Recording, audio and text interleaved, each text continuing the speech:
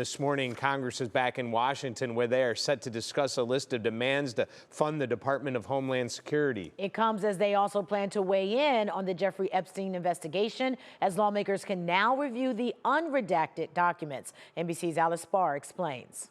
This morning, a renewed spotlight on the Jeffrey Epstein files, with a group of survivors appearing in a powerful PSA during the Super Bowl. We're standing together. Standing together.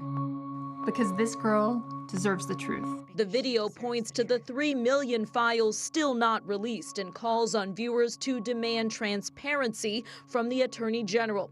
Starting today, members of Congress can begin reviewing the unredacted version of the millions of pages the Justice Department has released on the late sex offender. Lawmakers coming armed with questions. Where are the rest of the documents? Why did they release victims' names? Members of the House Oversight Committee also getting a look today at Epstein accomplice Ghislaine Maxwell, who's set to be deposed in a virtual appearance from the Texas prison camp where she's serving her 20-year sex trafficking sentence. Her attorneys have told the committee she plans to plead the Fifth and won't answer questions.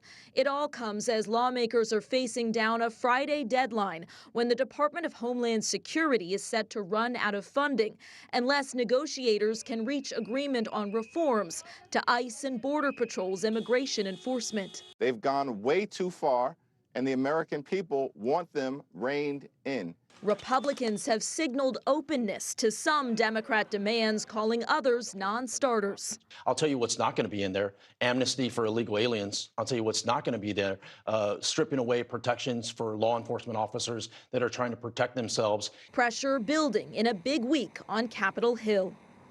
In the traditional Super Bowl presidential interview, President Trump and NBC's Tom Llamas zeroed in on the economy, with the president again asserting he inherited a mess, but saying we are in the Trump economy now, and pointing to strong GDP growth, even as polling shows many Americans frustrated with stubbornly high prices. In Washington, Alice Barr, NBC News.